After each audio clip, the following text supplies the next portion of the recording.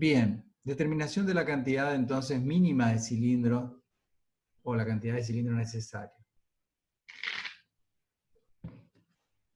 Bien, lo que se realiza en este cálculo es, primero, la determinación del consumo total de los artefactos. De modo que se puede ir generando una planilla de cálculo. Distancia de los comensales. No, esa normativa, Emanuel, no hay, digamos, una distancia hasta ahí no habría esa normativa, ¿no? Interesante, pero esa normativa no la vive. Bueno, consumo total de los artefactos. Entonces, sabiendo qué artefactos se van a instalar o con lo cual sabemos cuál es el consumo de cada uno de ellos, o bien suponiendo los consumos de los artefactos a partir de la tabla que el Enargas nos brinda, determinamos el consumo total de los artefactos. Luego, afectamos a cada uno de los artefactos por un coeficiente que se denomina factor de uso y que tiene en cuenta el uso intermitente de esos artefactos, ¿sí? Hay una tablita que nos da el gas del Estado, o Enargas, donde nos indica para cada uno de los artefactos cuál es el factor de uso que se utiliza para determinar así el consumo de cálculo, que es diferente al consumo total de los artefactos. ¿Sí? Esa tablita de factor de uso es esta, ¿no? Que debido al uso intermitente que puedan tener los artefactos, va variando. Entonces, para una cocina, o para cualquier cocina, se considera 0,4 a ese factor de uso. Pueden observar ustedes que es importante la reducción que se genera. Para un calefón, un calentador instantáneo de agua, el valor es 0,125. O sea, es muy importante obtener el consumo de cálculo a partir del uso de estos factores de uso. Para el calentador de agua de acumulación, o sea, el termotanque, el valor es 0,4 también, y bueno, para las estufas, calentadores de ambiente, el valor es 0,5. Luego tendremos otros elementos más, como caldera, heladera, secarropa, el calentador de ambiente descentralizado y tiene distintos valores de factor de uso, ¿sí? Entonces, los consumos máximos de cada artefacto se afectan por ese factor de uso y al sumar todos los consumos de cálculo de los artefactos, obtenemos el consumo de cálculo total de la instalación. A partir de ahí, paralelamente, debemos saber cuál es la cantidad de gas que provee un cilindro en régimen continuo, o el recipiente, ¿no? ¿Cuál es lo máximo que puede determinar? Y eso va a estar en función de la temperatura mínima media, porque es la peor de las situaciones. Esa capacidad de vaporización que tiene el gas dentro de los recipientes va a estar influenciada por el área interna de la superficie de interfase entre gas líquido y gas gaseoso, y la temperatura ambiente. Mientras mayor sea tanto la superficie de interfase como la temperatura ambiente, mayor va a ser la capacidad de vaporización que va a tener ese recipiente. Entonces, para la República Argentina se han determinado 4 rangos que tienen que ver con una cuestión geográfica de temperaturas mínimas medias en grados Celsius y que van de menos 10 grados Celsius a más 5 grados Celsius. Para nuestra zona, obviamente, tranquilamente podemos determinar de que más 5 grados Celsius sería la temperatura mínima media que podemos tener en invierno en Misiones. Y por lo tanto, el rango al que pertenece esa temperatura es el rango D, lo cual nos daría el valor de 11.000 kilocalorías por hora como la cantidad energética que puede abastecer un cilindro de 45 kilos en régimen continuo. El otro día les hablé de que los garrafones, cuando es a granel, el gas es a granel, los garrafones que tienen 77 centímetros de diámetro, bueno, tienen una capacidad bastante mayor, ¿no? Pero bastante mayor. Bien, entonces este dato, 11.000 kilocalorías por hora, es el otro dato que nos sirve para el cálculo.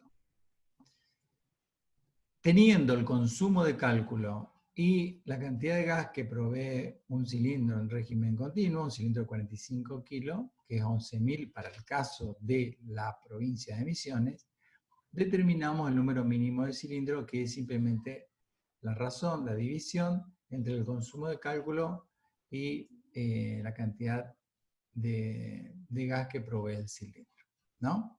Poder de vaporización. Ahí vamos, de esta división, de esta razón, vamos a tener un número. Ese número, si tiene el primer dígito luego de la coma igual a 0, se toma la parte entera. Quiere decir que hasta 1,09 se adoptará 1 como la cantidad de cilindro en uso, ¿no? Luego habrá que sumar otro para la reserva, pero lo que vamos a necesitar en ese caso va a ser 1, hasta cuando esa división nos da hasta 1,09. Luego, si el primer dígito es diferente de 0, entonces ya se pasa inmediatamente al número de cilindro inmediato superior. Es decir, que si este número es 1,10, ya hay que pasar a 2 como el número de cilindros mínimos para abastecer de gas a esa instalación. ¿Está bien? Entonces, hasta un número entero, 0,09, se adopta ese número entero como número de cilindro en uso. Y si ya es 1,1, 1,10, valor entero, 1, ya hay que pasar al inmediato superior. ¿Ah? Acá hay otra tabla que provee la norma, donde va indicando más o menos las temperaturas mínima media y humedad relativa media de zonas de la Argentina, en función de lo cual se determina estos valores mínimos de temperatura mínima media para cada rango, y a partir de ahí la cantidad energética que puede proveer cada cilindro de 45 en función de eso, ¿sí? Bueno, de modo que se puede generar una tablita en Excel donde en la primera columna se coloca cuál es el artefacto, en la segunda columna cuál es su consumo nominal máximo en kilocalorías por hora, lo cual se puede obtener bien desde la etiqueta del artefacto si lo tenemos, y si no se puede prever a partir de las tablas del Enargas. Y ahí en esas tablas le dije siempre que si nos da un entorno la tabla, tomemos el inmediato superior, el extremo superior, digamos, para estar del lado de la seguridad. Luego la tercera columna indicaría cuáles son los factores de uso para cada uno de los artefactos.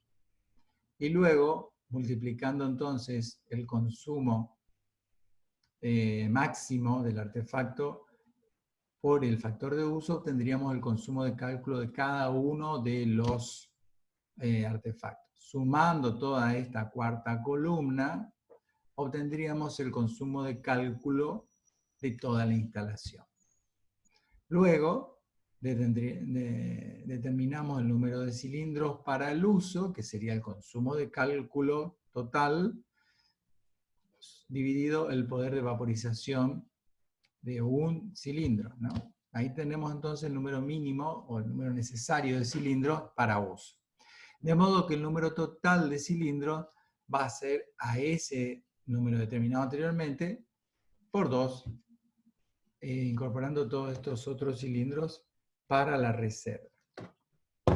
Ahora bien, hay una última tabla que le quiero mostrar, que trae la norma y que, bueno, las 3 primeras columnas parecen un poco tontas, ¿no? Porque funcionando cierta cantidad, la reserva es la misma cantidad que funcionando y el total es la suma de los dos.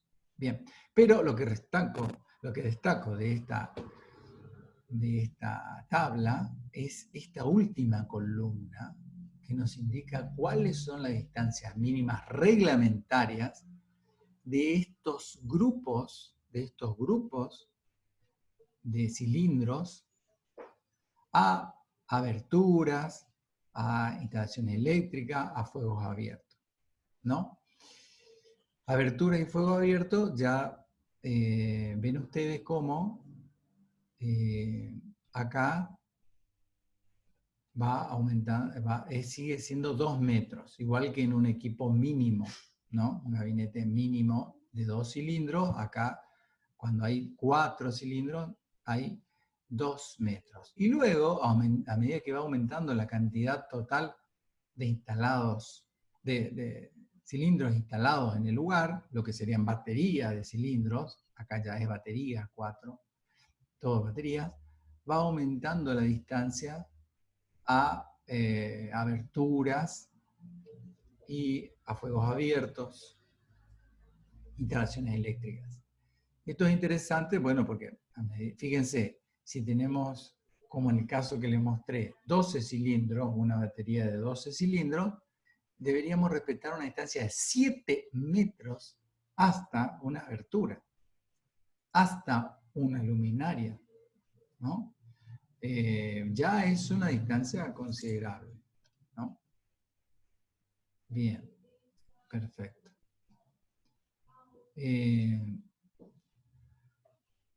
En el caso de donde existen grandes consumos, donde existen artefactos que tienen grandes consumos, se debe considerar mejor cuál es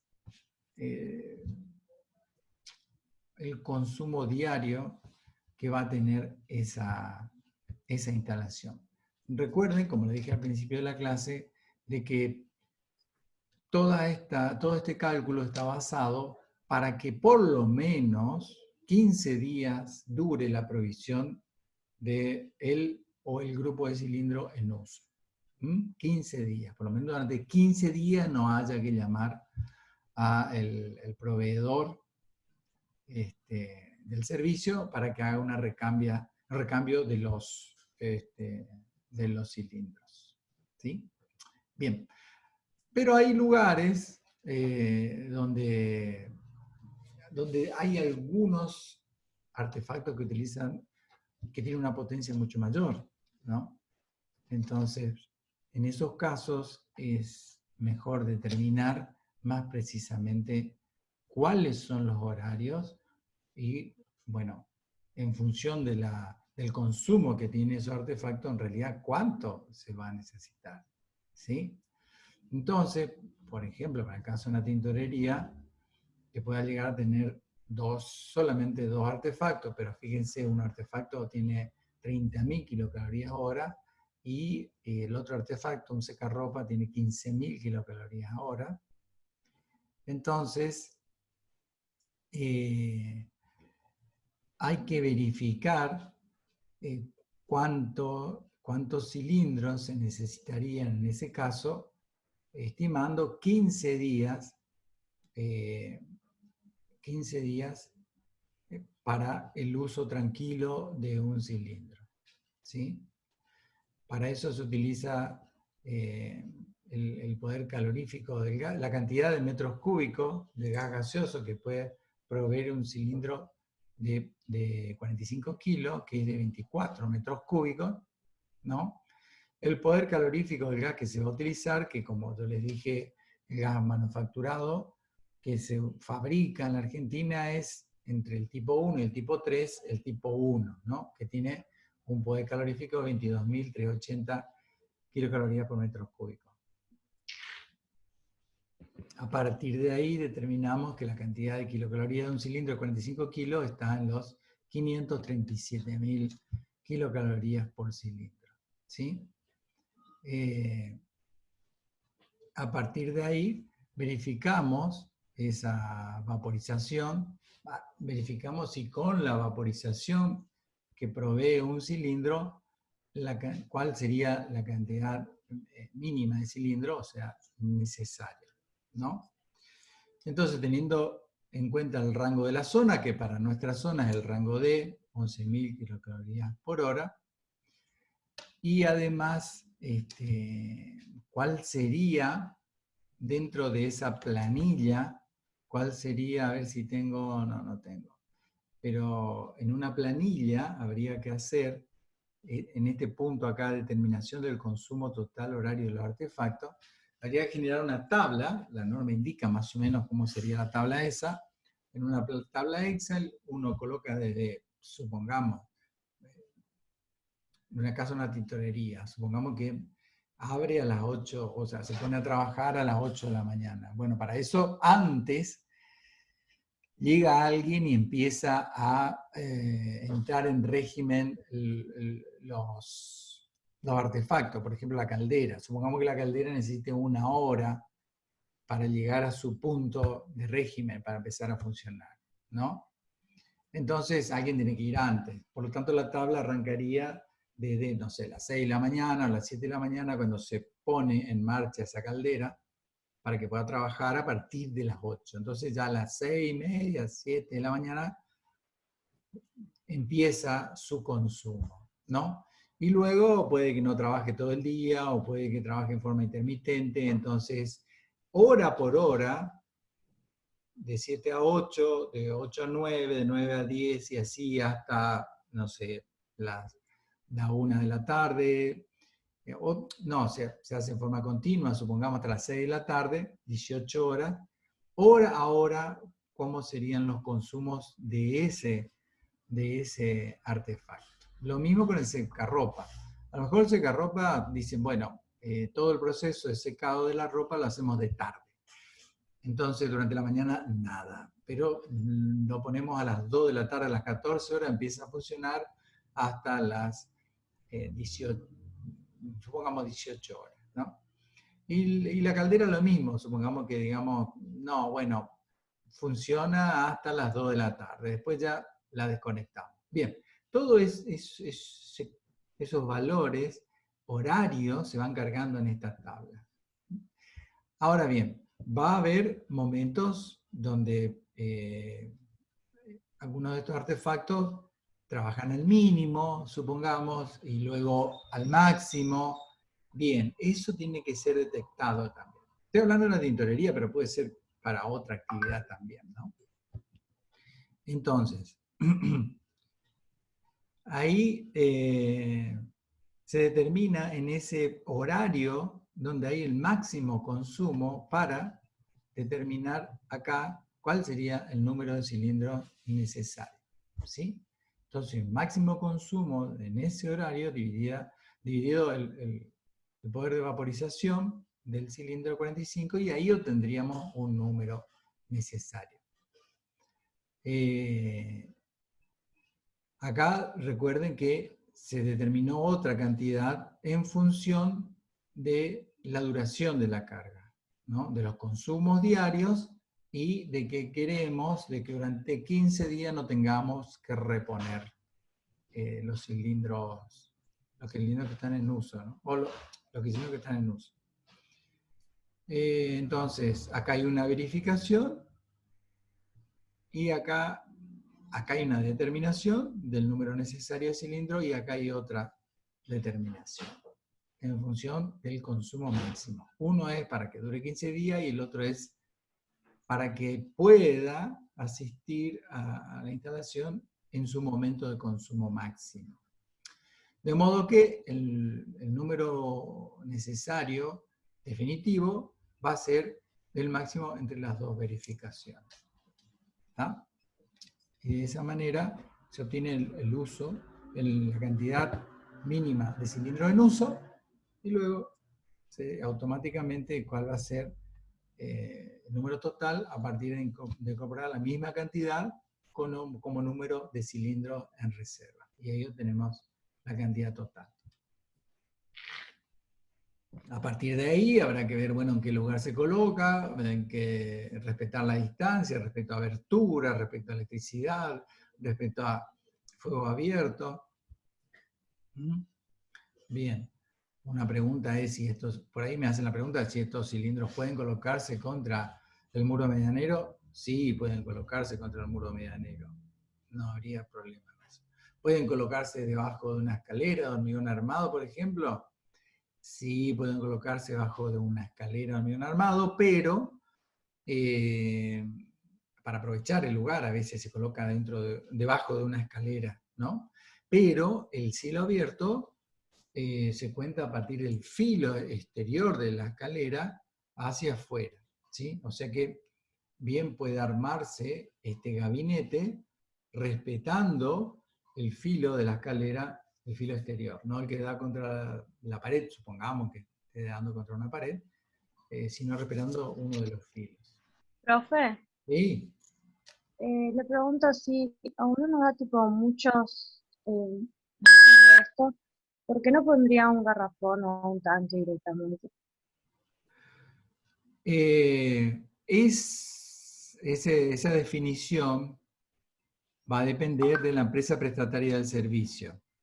Es decir, a la empresa prestataria del servicio no le conviene dar en comodato un garrafón de medio kilo para una vivienda unifamiliar a la cual va a tener que ir a recargarle el Y cilindro. no, igual yo decía, por ejemplo, el caso este de la tintorería que usted estaba explicando. Sí, si da, sí, se puede colocar tranquilamente. Se puede. En ese caso, hay que tener en cuenta cuál es el poder de vaporización de un cilindro, de un recipiente vertical de medio metro cúbico que se llama garrafón y que suele andar en 100.000 kilocalorías por hora. Ese es el poder de vaporización. Fíjense entonces el salto que hay de un cilindro de 45, que anda en 11.000 kilocalorías por hora, poder de vaporización, y un garrafón que está en 100.000, ¿no? No habría problema con eso. Se puede plantear ese caso, ¿sí? Hay que ver lo que dice la normativa y asegurarse con la normativa respecto a la instalación de un garrafón. Ahí sí hay distancias, bueno, también que respetar, y sobre todo cómo se va a hacer la carga, que es una cuestión que vamos a ver ahora a continuación. ¿Sí? Pero sí, en vez de poner una batería de cilindro, si la empresa prestataria del servicio accede a colocar un recipiente fijo en el lugar y cargarlo con una manguera desde el móvil que va llevando, no hay ningún problema. Mejor todavía sería porque es más económico, ¿sí? Es más económico que andar trasladando los cilindros y demás. Así que sí, no hay problema y se puede realizar. Pero ya les digo, tiene que haber un consumo que sea interesante para el que provee el combustible. Si no, hoy por hoy, no lo hacen para bajos consumos. No lo hacen. Ese garrafón es muy caro aparte, entonces uno no lo compra. El propietario no compra ese garrafón.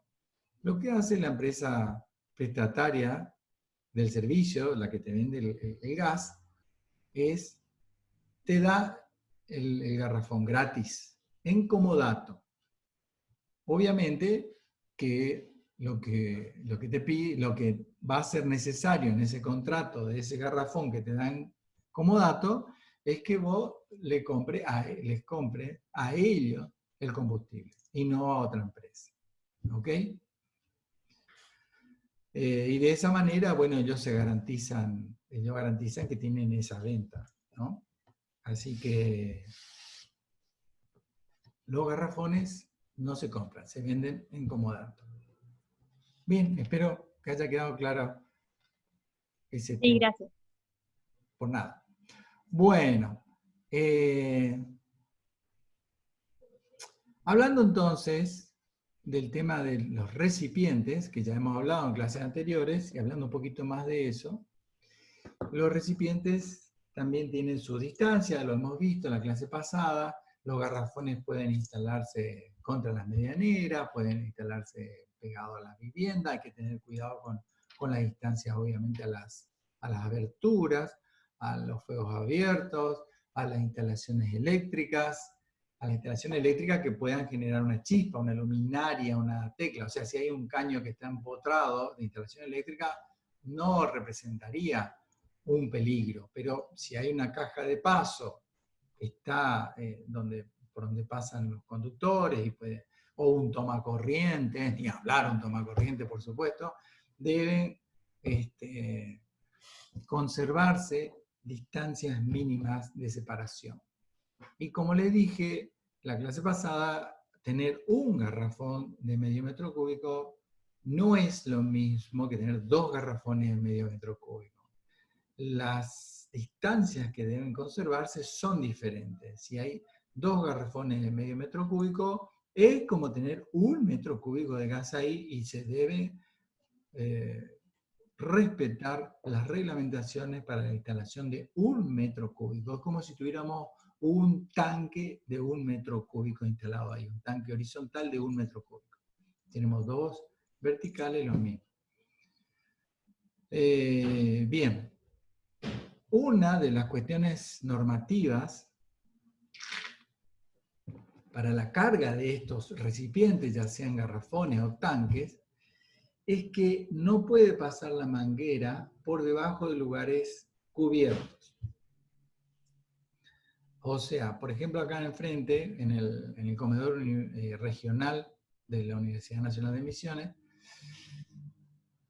hay un garrafón que está cerca de la cocina, separada, cumpliendo las medidas reglamentarias, y luego hay un pasillo que sale ahí por la calle Nicasia Segura, y el camión estaciona por Nicasia Segura, y de ahí meten la manguera sin ningún techito, nada, ninguna cubierta, y se va hasta el recipiente, lo recarga sin problema y se va. Tengo fotos porque justamente estaba acá mirando, lo vi, fui, saqué fotos del elemento, de una pistola grande, así que con guantes protegidos, porque eso baja muchísimo la temperatura, el gas en estado líquido cuando va cargando el recipiente. Entonces lo trabajan con unos guantes de cuero, a la pistola que es metálica, y arriba del recipiente hay unos relojes que van midiendo la presión interna.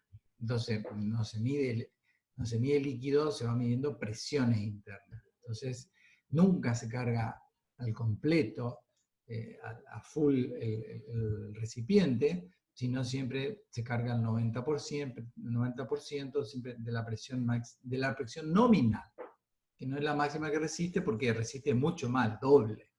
Pero de la presión nominal se llega así al 90%, es decir, que se los carga a los recipientes hasta un 90%, nada más. Y bueno, tiene toda la verificación y allá habrán visto, ¿no? El camioncito con el recipiente a partir del cual se van cargando los otros recipientes.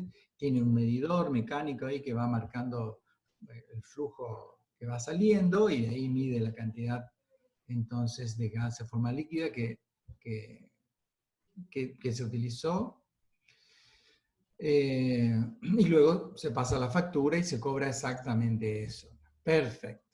Ahora bien, hay casos donde no se puede evitar que haya cubierta de techo entre el exterior de la edificación y el lugar donde está el recipiente. Supongamos que tenemos la posibilidad de colocar en un patio interno el recipiente y no tenemos un lugar totalmente abierto, hablando aéreamente, no tenemos un lugar descubierto hasta la calle. En ese caso hay una opción que se utiliza bastante, que es la carga a distancia. ¿Sí? ¿Qué significa? La instalación de un caño que puede ir empotrado, que puede ir a la vista, entre la línea municipal de edificación y el recipiente. De modo que lo que hace la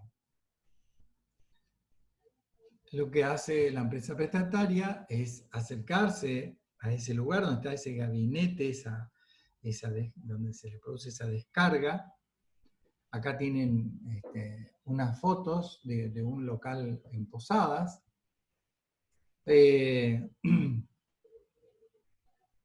Y acá ya aprovecho para decirle que toda la instalación de gas va pintada de color amarillo en obra. ¿Sí? Va toda pintada de color amarillo en obra. Es el color reglamentario en obra de la instalación de gas. Entonces, este gabinete que pueden observar acá tiene adentro una boca donde se conecta el pistolón que trae al finalizar la manguera que va hasta el camión de donde se produce la descarga. ¿Sí? Luego tienen varios otros elementos, como esta llave de paso.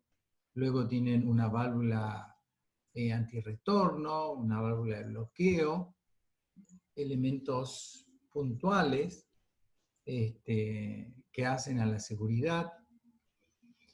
Y toda esta cañería, a su vez, no es caño de acero con recubrimiento epoxi. Es un caño de acero que tiene un espesor diferente, de mayor espesor, y a su vez no tiene costuras longitudinales. Es un caño sin costura, porque la importancia es que toda esta cañería queda llena de gas en estado líquido cuando no se utiliza para la carga. Es decir, se cierra la llave de paso acá, se cierra la llave de paso en el otro extremo, fíjense acá, ¿no? Acá está la carga en el otro extremo. O sea, por acá se ingresa el gas en estado líquido, va por esta cañería hasta estos recipientes. Puede ser uno, en este caso son dos. Y se carga, es toda una instalación fija, y ahí se carga en cada boca que tiene cada recipiente, se carga. Y luego tenemos estas dos llaves de paso que cuando terminó de cargarse todo se cierran.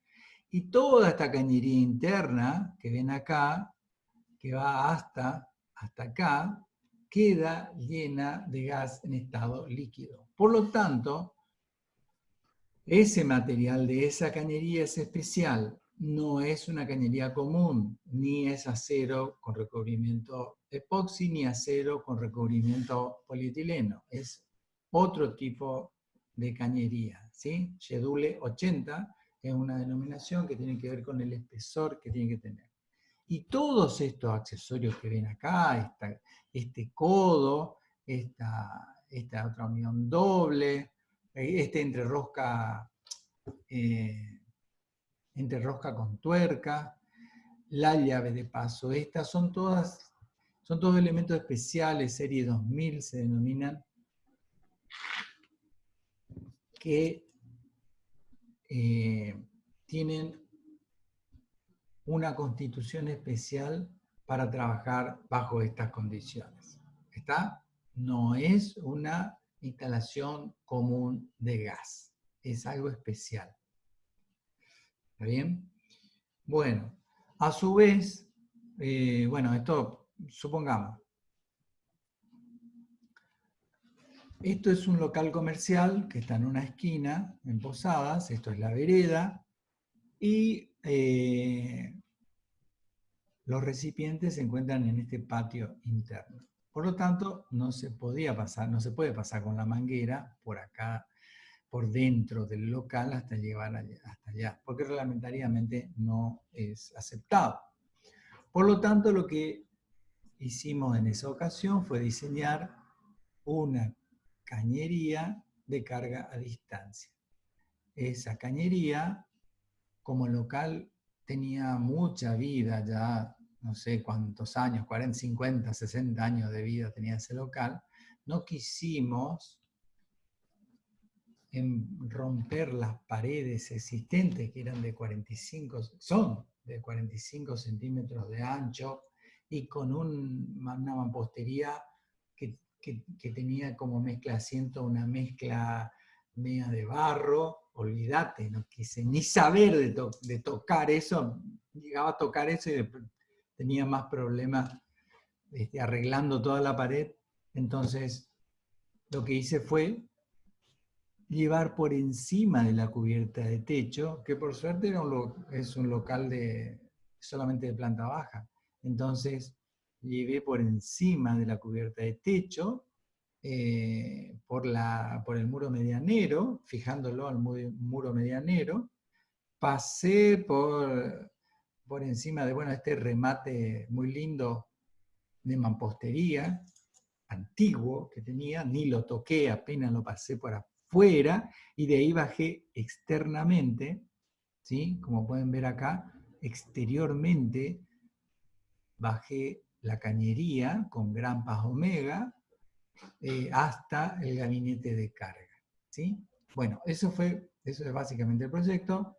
Obviamente que lleva un cálculo, pero es bastante más específico. Por razones de tiempo, después se lo puedo pasar, no hay problema. El tema es que entonces del gabinete, todo exteriormente, vamos por arriba al cielo raso y de acá bajamos hasta los recipientes. El tema no es así tan directo.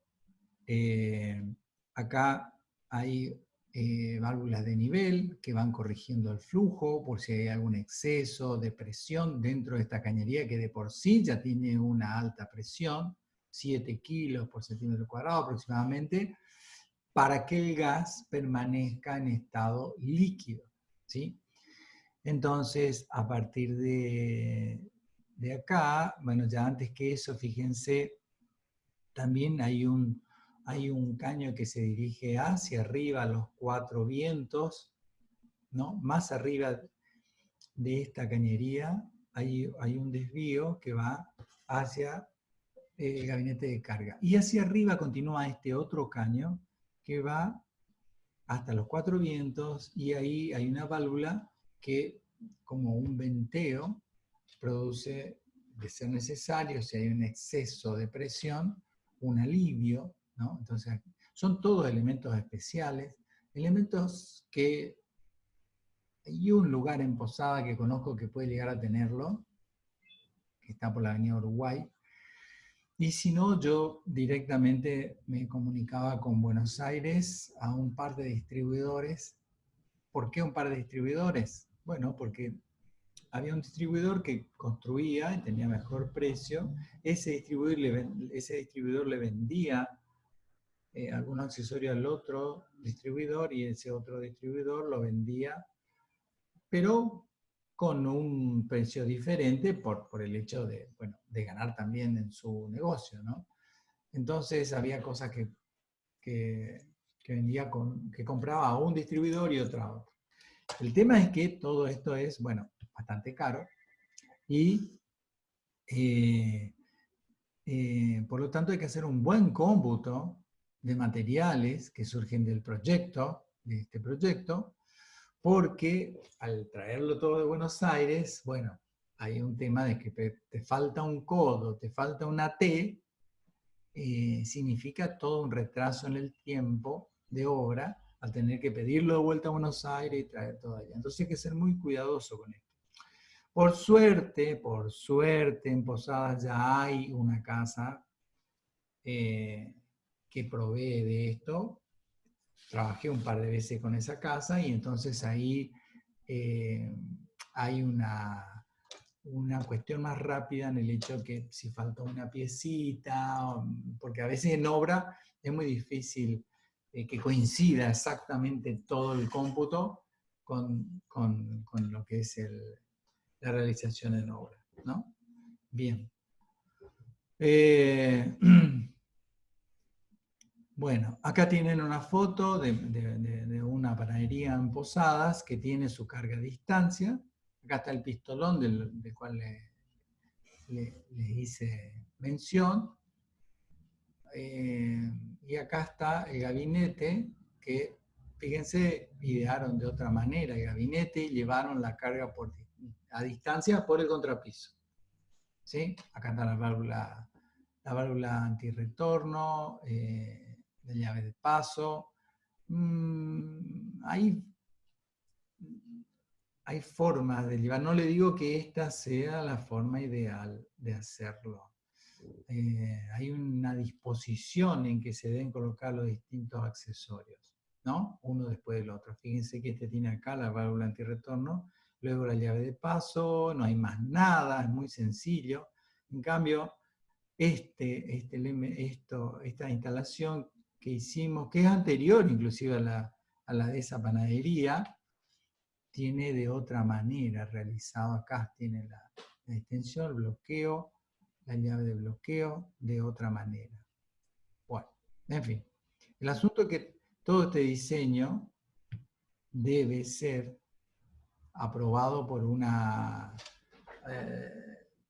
auditora, Tixo o Verita en Buenos Aires, y eso uno lo hace a través de una de las empresas que provee el servicio, ¿no? Ya sea Amarilla Gas, Sigas, las cooperativas, por ejemplo, hay cooperativas que distribuyen gas. Bien, entonces a través de las oficinas técnicas de esas, uno trabaja con ellos para la definición de todas estas instalaciones, porque ellos son después lo que elevan a Buenos Aires, a la auditora, para obtener la aprobación. Entonces uno envía los planos a Buenos Aires y allá vienen con la aprobación. A partir de ahí se puede presentar a la municipalidad y, por ejemplo, la municipalidad de Posada necesita esos planos aprobados por las auditoras para aceptar la instalación municipalmente. ¿De acuerdo? Para que obras privadas de la municipalidad aprueben esos planos. Entonces medio se cierra el circuito y está muy bien porque este tipo de instalaciones conllevan potencialmente un peligro, un riesgo. Entonces está muy bien de que haya varios estadios de control para tratar de asegurar en todo lo posible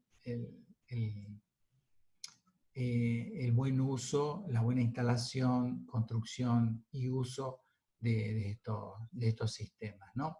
Y bueno, evidentemente se hacen bien porque, que yo sepa, no ha habido en este tipo de instalación de gas a granel problemas, accidentes o algo por el estilo, ¿eh?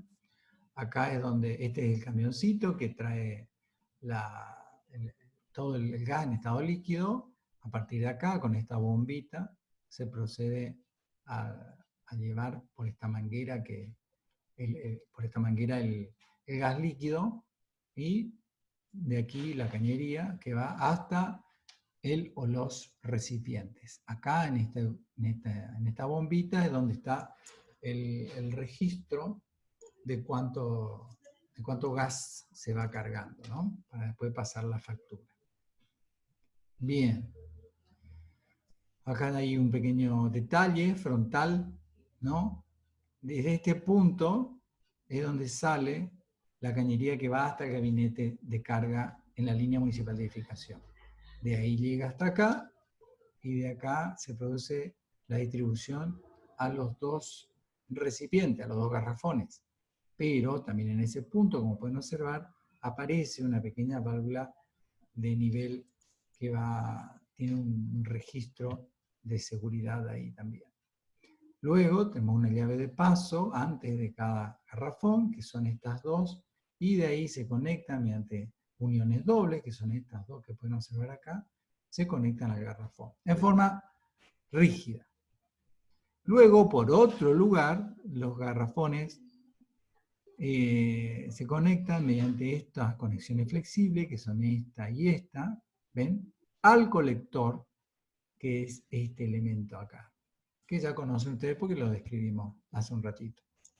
Y desde ese colector, el gas ya en estado gaseoso, acá está el estado gaseoso, el gas se dirige hasta el regulador de presión, ¿no?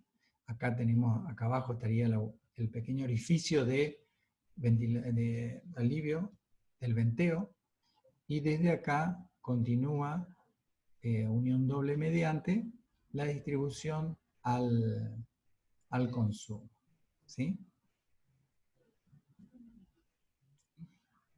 Bien.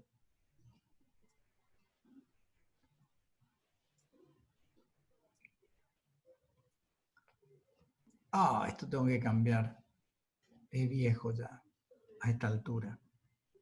Este señor Tito Sánchez, con el que yo normalmente trabajaba en Amarillo Gas, ya se jubiló, ya no trabaja más en Amarillo Gas, pero sigo relacionado con él por lo que sea cuestiones de auditorías. Él, por lo menos en forma privada, continúa trabajando, entonces continúo relacionado con él por ese tema, ¿no? Pero no está más trabajando en la oficina técnica de Amarilla Gas a nivel provincial. Está ubicado en Posadas. Y luego los dos proveedores con que trabajaba en Buenos Aires son Conver y Unión Sur. Y bueno, en uno de ellos, esto tampoco ya no sé más si están o no están, porque hace rato que no hago obras, pero el señor Marrazzini estaba en Conver y Rotini o Mocosi me atendían en Unión Sur. Hoy no sé si es así, voy a cambiar esta filmina porque hoy la verdad que no sé si es así.